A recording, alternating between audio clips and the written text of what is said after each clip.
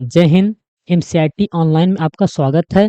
यहाँ पर हम आपको यूपी डीएलएड प्रथम सेमेस्टर का पूरी गणित का सिलेबस लेकर आए हैं, जिसमें आपको टोटल 25 अंक का पूछता है, जिसमें सभी जितने भी हमारे छात्र हैं छात्रा हैं उसमें गणित में ज़्यादा से ज़्यादा बैक लग जाता है। उसको आज हम स्टेप बाय स्टेप पूरा क्लियर करते हुए आपको यहाँ पर लेकर संपूर्ण गणित का मैटर जो रखने वाले हैं, इसको डिटेल से एक-एक स्टेप से ध्यान देंगे। तो हम यहाँ पर पूरे गणित का एक-एक चैप्टर से सॉल्व करने वाले हैं। तो सबसे पहले हम ये जान लेते हैं कि हमारे डीएलएड के प्रथम सेमेस्टर में जो गणित का सिलेबस है वो होता कैसा है। तो पहले अगर हम सिलेबस की बात ध्यान दें, तो सिलेबस में हम देखते हैं,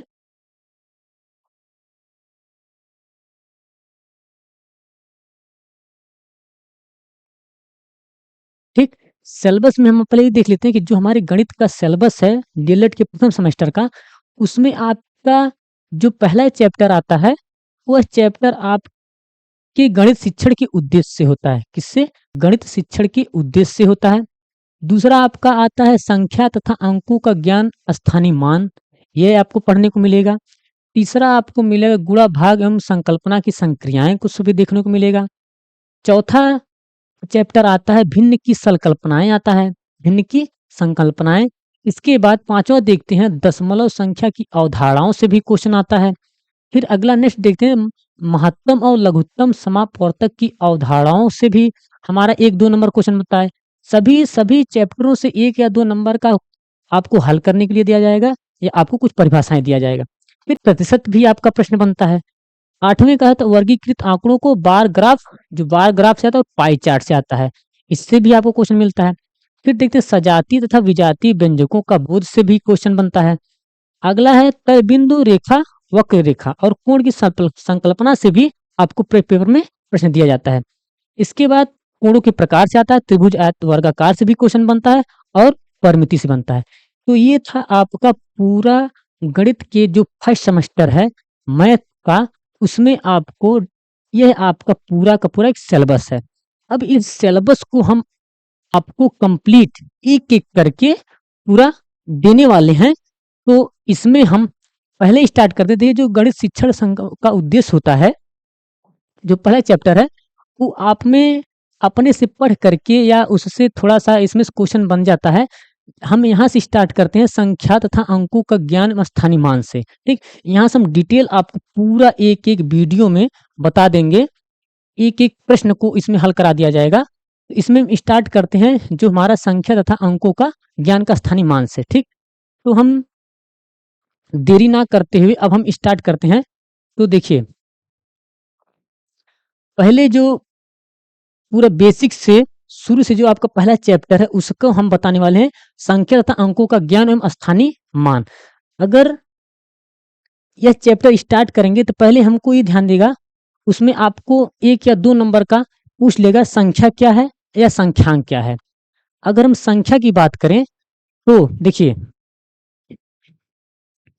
अगर संख्या की बात करें इसमें आपको 1 नंबर का परिभाषा देगा, संख्या किसे कहते हैं उदाहरण से समझाइए। तो अगर हम संख्या की बात करें तो कितनी वस्तुएं हैं, क्या होता है? संख्या की बात करें तो इसमें देखा जाता है कितनी वस्तुएं हैं, कितनी वस्तुएं हैं, ठीक? संख्या की परिभाषा पूछ लेगा कितनी वस्तुएं हैं, जिससे बोध होता है,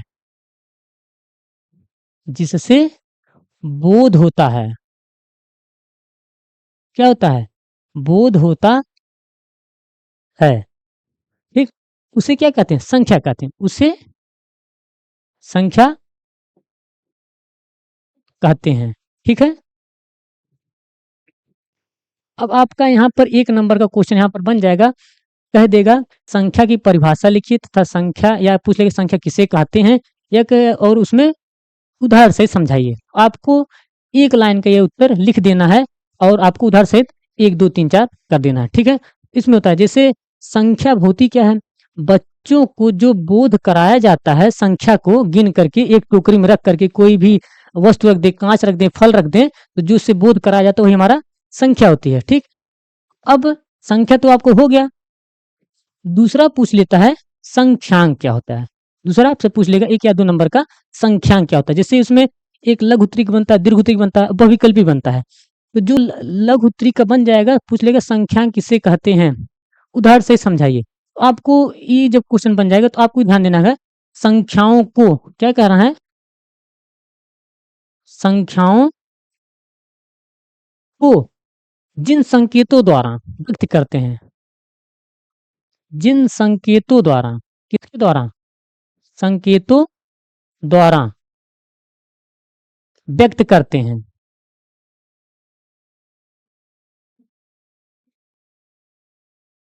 संख्याओं को जिन संकेतों द्वारा व्यक्त करते हैं उसे क्या कहते हैं, उसे संख्यांक कहते हैं। ठीक, उसे संख्यांक कहते हैं। हो गया, 1 नंबर का क्वेश्चन आपका तैयार हो जाता है यहाँ से। तो संख्या को पता क्या, संख्यांक हो गया, संख्यांक कहते हैं। अब जो संख्यांक होता है वो निम्न लिपियों में लिखा जाता है। संख्यांक किस लिपि में, निम्न लिपि में। अब संख्यांक की बात करें हम जब इसमें, तो इसकी कई लिपियां होती है। मान चलिए अगर आपको उदाहरण देना है तो आपको उदाहरण इस तरह दे सकते हैं। इसकी जो लिपियां होती हैं संख्यांक की, अब देखिए इसमें एक आती है संख्यांक में देवनागरी लिपि। कौन सी, देवनागरी।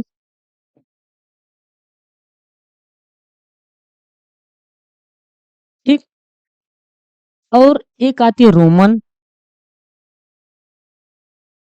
ये कहें संख्याओं को, कह रहे हैं संख्याओं को जिन संकेतों द्वारा व्यक्त किया जाता है उसे संख्यांक कहते हैं। अब कौन सी संख्या को हम किस संकेत में व्यक्त करेंगे उसको हम यहाँ ध्यान देते हैं। जैसे किस किस, जैसे कैसी संख्या की किस संकेत में व्यक्त कर रहे हैं, तो हम यहाँ पर कर रहे हैं कि जैसे एक देवनागरी हो गई, एक रोमन हो गई, एक अंतरराष्ट्रीय हो गई, अंतरराष्ट्रीय। ठीक, अब अगर हम बात करें देवनागरी की, देवनागरी में संख्या को आप 1, 2, 3, 4, 5, 6, 7, 8, 9, बाद में भारतीयों ने जीरो की खोज की है। तो देवनागरी लिपि में संख्या को इस तरह हम व्यक्त कर दिए, एक संकेती हो गया। रोमन में अगर हम बात करें तो रोमन में संख्याओं को 1, 2, 3, 4, 5, 6, ठीक है, 7, 8 और 9, इस तरह से हम रोमन में इसको व्यक्त कर सकते हैं।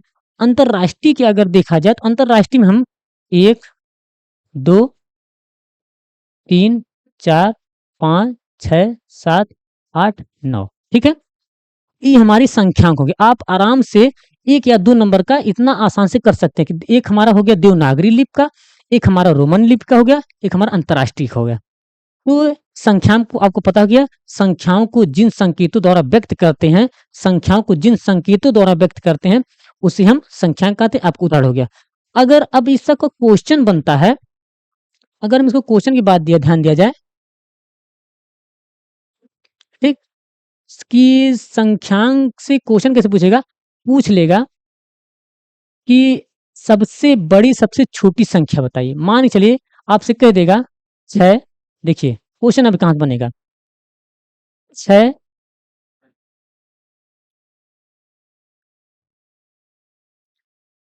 7, 0, 5, सबसे बड़ी संख्या बनाइए, सबसे छोटी संख्या बनाइए, इस तरह आपको दे देगा। तो कहेगा निम्न में से सबसे छोटी संख्या और सबसे बड़ी संख्या बनाइए। अगर आपको सबसे बड़ी संख्या बनाना है, कहेगा निम्न में से 4 अंकों की सबसे बड़ी संख्या बनाइए और निम्न में से 4 अंकों की सबसे छोटी संख्या बनाइए। तो सबसे बड़ी संख्या अगर आपको बनाना है या आपको सबसे छोटी संख्या बनाना है, क्या बनाना है, सबसे छोटी संख्या बनाना है, ठीक है। तो इसमें अगर सबसे बड़ी सबसे छोटी संख्या किया जाए तो देखते हैं, तो हम इसमें थोड़ा सा रूल जानते हैं कि अगर बड़ी संख्या तो हमको बड़े से छोटे क्रम में लिखना पड़ेगा, बड़ी से छोटी में। तो हमारा 7 हो गया, फिर 6 हो गया, फिर 5 हो गया, फिर 0 हो गया। ठीक है? ये सबसे बड़ी संख्या बन गई। अगर सबसे छोटी संख्या की बात करें, आप इतना ध्यान दीजिए, सबसे छोटी संख्या जब लिखते हैं तो 0 से स्टार्ट नहीं करेंगे, इतना ध्यान देंगे। 0 स्टार्ट नहीं, तो सबसे छोटा 0 को छोड़ देंगे, ठीक? अब क्वेश्चन में आपको 0 ज़रूर दिया जाएगा कि ताकि आप पहले 0 लिखिए, इसके बाद 0 अगर पहले लिख दिए, अगर आपने पहले अगर इस तरह से लिख दिया, तो आपका ये क्या हो जाएगा? पूरा गलत हो जाएगा। आपको जब छोटी संख्या बनाने के लिए कहेगा, तो 0 को नहीं लेंगे पहले, पहले से छोटे 5 ले लेंगे, इसके बाद 0 लेंगे, ठीक है? फिर आप 7 और 7, ये हमारी 4 अंकों की सबसे छोटी संख्या बनी, जितना आपका यहाँ पर दिया रहता है, ठीक है? इस तरह क्वेश्चन पूछ लेता है, या आपसे क्वेश्चन इस तरह पूछ लेगा, जैसे आपसे क्वेश्चन इस तरह दिया जाएगा कि अगर दे देगा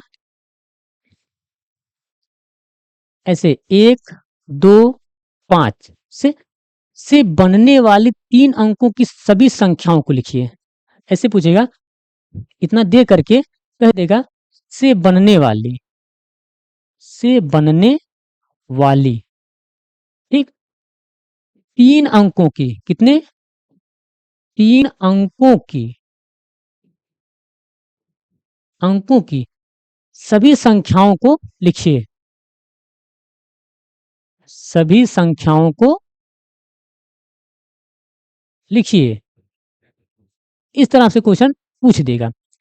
आपको यहाँ देख देख रहे हैं आप हैं, हमारे पास जो संख्या 1, 2 और 5 है, इससे हमको बनाना है 3 अंकों की संख्या बनानी, और वो भी सभी संख्या 3 अंक से कितनी संख्याएं बना सकते हैं, और एक दूसरे को दोहराए ना, ये भी ध्यान देंगे, जो दोहराए पुनरावृत्ति ना हो जाए। तो इसमें जब ध्यान देंगे, आप देखेंगे एक हम बना सकते हैं 125, ये भी बन सकती है, ठीक? दूसरा हम इसको 125 लिख दें, फिर एक यहाँ पर 1, 5, 2 लिख सकते हैं, फिर इससे बनाएंगे, फिर हम यहाँ सकते हैं 2, 5, 1 लिख सकते हैं, फिर यहाँ पर हम सकते हैं 5, 1, 2 लिख सकते हैं, ठीक? दोहराना नहीं है, फिर आपको यहाँ पर 5, 2, 1 इस तरह, मतलब आपको इतनी जैसे एक इसी संख्या में से आगे पीछे करके आपको सभी संख्याओं को लिखना है, और कोई भी संख्या एक दूसरे से दोहराए ना। तो इसमें देखिए सभी संख्याएं जो हमारी हैं अलग अलग हैं, ठीक?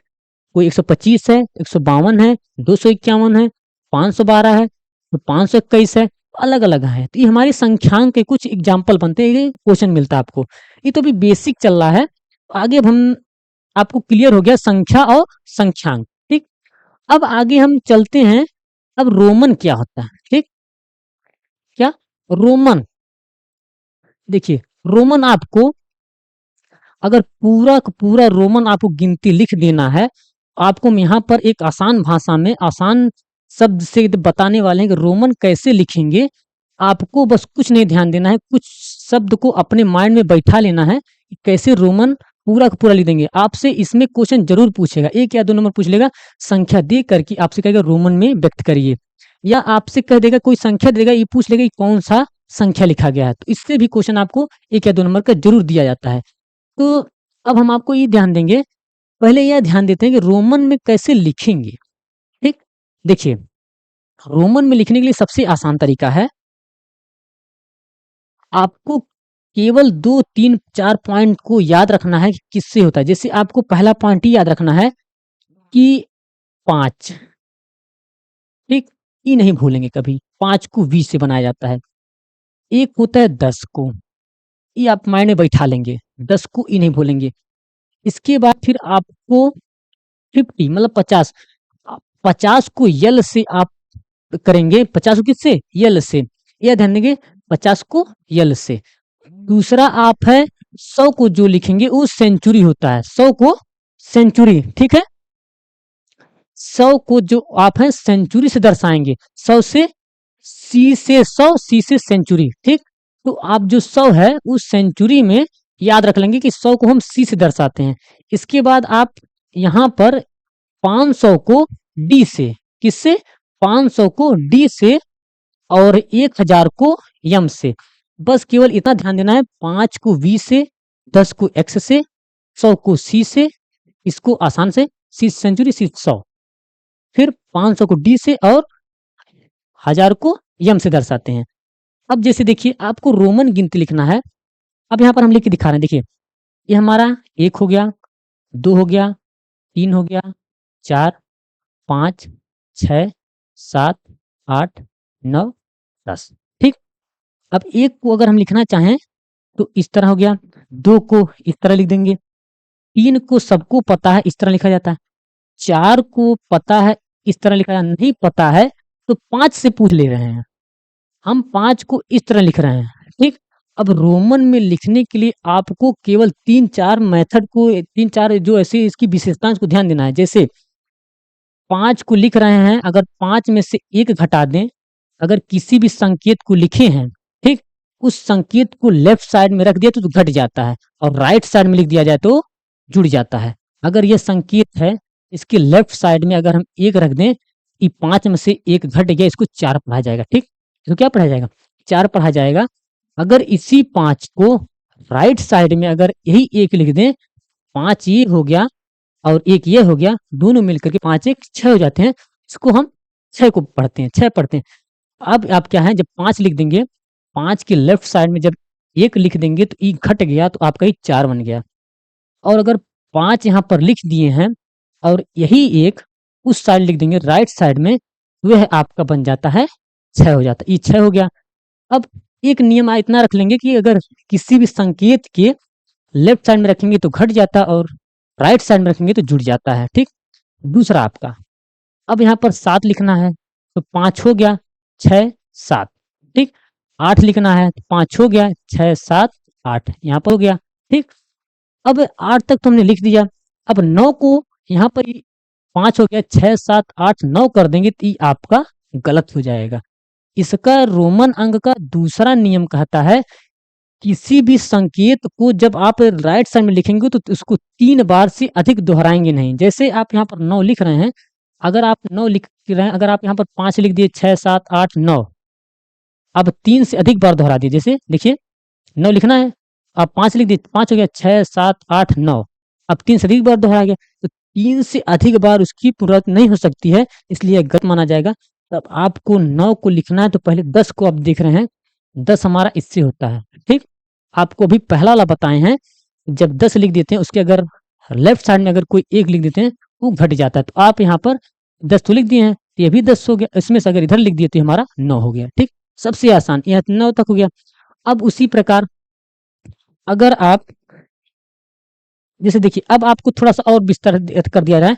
अगर आपको 10 लिखना है, फिर 20 लिखना है, 30 लिखना है, 40 लिखना है, ठीक? 50 लिखना है, ये सब लिखना है, इसको भी देख लीजिए। 1 नंबर क्वेश्चन पूछा, अगर ध्यान से आ गया, अगर बैठ गया दिमाग में तो कभी नहीं भूलेगा, ठीक? तो हम इसमें देखिए 10 को लिखना है तो आपको पता हो गया 10 को x हो गया, ठीक? 20 लिखना है तो 2 बार x लिख देंगे, ये 20 हो गया। अगर 30 लिखना है तो 3 बार लिख देंगे, ये 30 हो गया। अब दूसरा नियम ये रखेंगे, किसी को पुनरावृत्त नहीं कर सकते हैं, तो 3 से अधिक बार पुनरावृत्त नहीं कर सकते हैं। तो 40 को थोड़ी 1 2 3 10 20 30 40 हो गया, ये गलत हो जाएगा, ठीक? अब 40 को लिखना है तो आपको हम एक मेथड बताएंगे, 50 को हम किससे दर्शाते हैं? एल से। 50 किससे दर्शाते हैं? एल से, ठीक?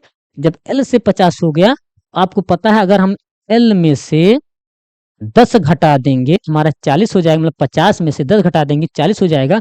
हम यहाँ पर क्यों ना x लिख दें तो हमारा 40 बन गया, नहीं बन गया, ठीक? तो ये हमारा 50 हो गया, 10 घट गया तो 40 बन गया। इस तरह से हम अब 60 लिखना है, ये हो गया हमारा 50 और ये होगा हमारा 60 हो गया, ठीक? देखिए, अगर आप 70 लिखना है, आप देख रहे हैं ये हमारा हो गया 50, यल हमारा 50 होता है, 10 60 10 70 आराम से बन गया, ठीक? अगर 80 लिखना है, 50 60 70 80, अभी 3 से अधिक बार नहीं दो रहा है तो इसको हम यल ट्रिपल एक्स लिख सकते हैं, 80 हो गया। अब आपको 90 अगर लिखना है तो 90 आपको यहाँ पर एक्स सी लिखा है, तो यहाँ पर तो याद करेंगे तो भूल जाएगा। 100 को सी से दर्शाते हैं, 100 को सी से दर्शाते हैं, सेंचुरी होता है। आप देख रहे हैं यहाँ पर अगर 100 है, अगर हम इसको सी से दर्शाते हैं, क्यों ना अगर हम 90 लिखना पड़ जाए, तो अगर ये सी हो गया, 100 को ये तो हमारा सी हो गया, अब 100 में से हमको 10 घटाना है तो 10 हमारा ई है, हम यहाँ पर एक्स लिख देंगे। हम बताए हैं आपको कि अगर किसी के लेफ्ट साइड में अगर हम ये जो रख दिए तो हमारा क्या हो जाए, घट जाता है, तो 100 सी हो गया। तो बुक में पूछ लेता है कि 90 को ऐसे पूछेगा, देखिए ऐसे पूछेगा आपसे,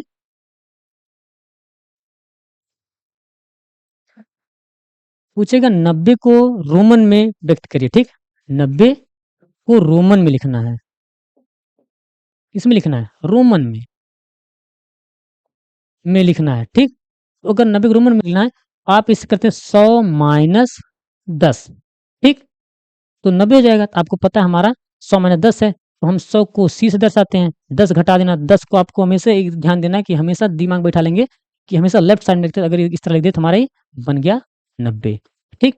अब किसी भी संख्या को बना सकते हैं। अब 90 बन गया, तो अगर आपसे कोई कह दे, आपसे अगर कोई कह दे कि 59 को रोमन में लिखिए, अब सोचेंगे 59 आपको बताए हैं 50 प्लस 9, यही है। अगर प्लस कर रहे हैं तो राइट साइड में लिखेंगे, अगर माइनस कर रहे हैं तो लेफ्ट साइड में लिखेंगे। तो हम 50 को किससे दर्शाते हैं? हम कहे थे यल, तो यल हो गया हमारा, ठीक? और 9 को लिखना है, तो 9 को हमारा यहाँ पर देखिए आई एक्स है, यहीं पर प्लस आई एक्स लिखेंगे जब, तो दोनों जोड़ेंगे तो यल आई एक्स, आराम से बन गया, ठीक? तो ये हमारा ना। तो फिर अगर आपको दूसरी बात कहते हैं, अगर हम कह दें 99 लिखना है, ठीक? कितना लिखना है? 99 लिखना है। और कह दें आपसे कुछ दूसरा अंक लिखने के लिए कह दें, 99 लिखना है तो कैसे लिखेंगे? आपसे 99 अगर लिखना है, ई अब करेंगे, आप पता कर रहे हैं 100 माइनस 9 करेंगे, ठीक? तो कितना आ जाएगा? गलत हो गया ना? इसको पहले बैठाइए, देखिए आप इस तरह करेंगे 99 में, जैसे अब पहले बैठाएंगे 21 के नज़दीक, जैसे 100 है माइनस 1 करेंगे नहीं, ठीक? 99 को हम इस तरह लिख सकते हैं, जैसे देखिए सी 100 हो गया, ठीक?